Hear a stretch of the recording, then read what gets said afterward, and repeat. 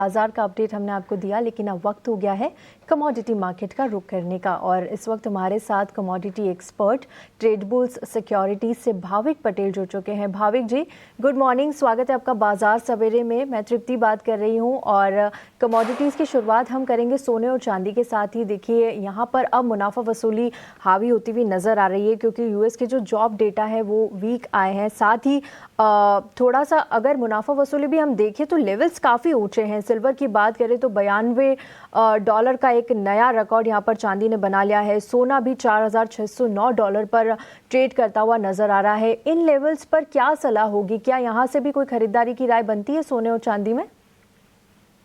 Good morning तृप्ति जी। Yes, अभी भी बन रही है। देखिए, जियोपॉलिटिकल कंसर्न्स अगर हम देखें तो वो थोड़े वीक हो गए हैं। ईरान पर भी एक्शन नहीं होने वाला है, मिलिट्री एक्शन एटलीस्ट। और अगर हम देखें तो जैसे आपने बताया, यूएस के जॉब्स डेटा भी आए हैं, बट उसके बावजूद भी अगर हम देखें तो सेलिंग प्रेशर के बाद वापस से मार्केट रिकवर हो रहा है। ग्लोबल जो बुलियन री इंडेक्स था वो भी आउटफ्लो देख चुके हैं, उसके बावजूद भी कोई सेलिंग प्रेशर इतना दिख नहीं रहा है। आई थिंक अभी भी बाय एंड डिप्स की स्ट्रेटेजी रखनी चाहिए।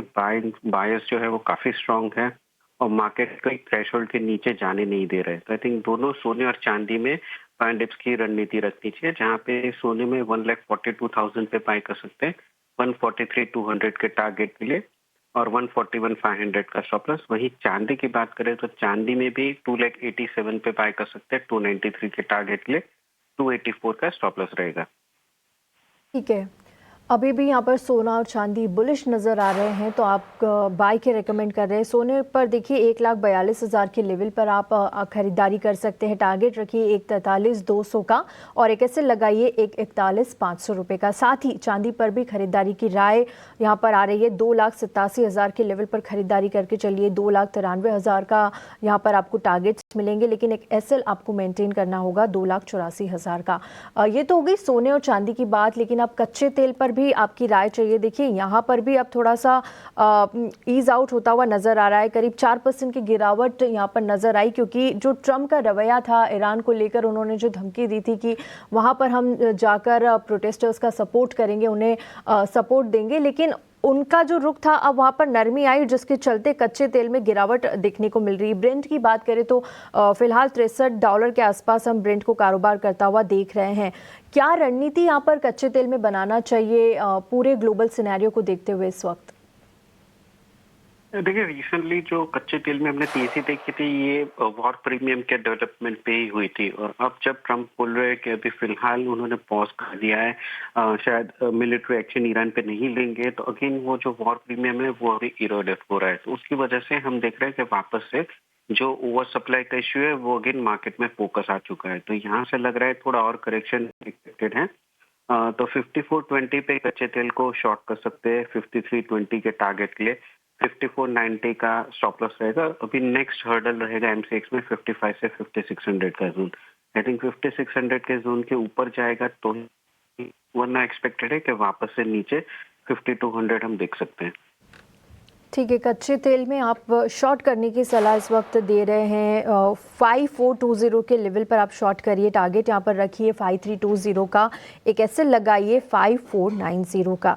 चलिए आगे बढ़ते हैं और बेस मेटल्स पर बात कर लेते हैं। बेस मेटल्स में इस वक्त क्या रणनीति बनाना चाहिए, क्योंकि काफ़ी अच्छी रैली हमने यहाँ पर भी आते हुए देखी। देखिए, जिंक में भी हमने देखा था करीब 1.25% के आसपास की तेज़ी थी। कॉपर में भी आधे % की तेज़ी दिख रही थी और एल्यूमिनियम भी हल्की फुल्की तेज़ी के साथ कारोबार करता हुआ हमें आखिरी सेशन में दिखा था। आज के लिए कौन से लेवल्स देख रहे हैं और क्या पसंद रहेगी बेस मेटल्स में आपकी? अभी भी सारे बेस मेटल्स अच्छे ही लग रहे हैं। थोड़े प्राइसेस कंसोलिडेट हो रहे हैं, बट अगेन ये एक हेल्दी कंसोलिडेशन है और ट्रेंड अभी भी ऊपर ही लग रहा है। तो कॉपर में जब तक 1280 के नीचे नहीं जाता है तब तक अभी भी बाय एंड डिप्स की स्ट्रेटेजी रखनी चाहिए। तो आज के दिन मेरी टॉपिक कॉपर ही रहेगी, जहाँ पे 1303 के टारगेट करीब खरीदारी कर सकते हैं। 1315 के टारगेट के लिए 1297 का स्टॉप लॉस रहेगा। अच्छी खासी तेज़ी बेस मेटल्स में भी नज़र आ रही है, लेकिन आपकी टॉपिक में कॉपर है। 1303 के लेवल पर खरीदारी सुझा रहे हैं। टारगेट्स 1315 तक के यहाँ पर मिलेंगे। एक एसएल लगाना होगा 1297 का। ये तो हो गई बेस मेटल्स की बात, लेकिन एनजी पर भी आपकी राय चाहिए। जिस तरह के वेदर फोरकास्ट यहाँ पर आ रहे हैं, क्या लगता है आपको ये लेवल्स सही होंगे खरीदारी के लिए एनजी में?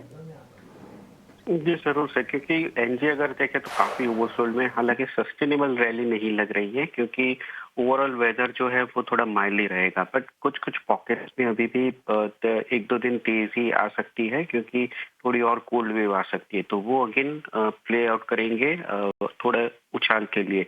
तो ओवरऑल यहाँ से अभी रिस्क रिवॉर्ड रेशियो फेवरेबल नहीं है शॉर्ट करने के लिए, तो बाय करके चल सकते हैं 280 के करीब, 288 के टारगेट के लिए और 275 का स्टॉप लॉस रहेगा।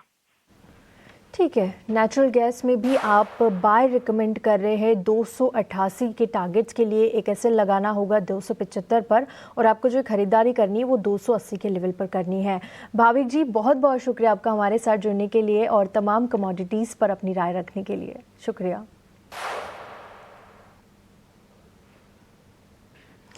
चलिए।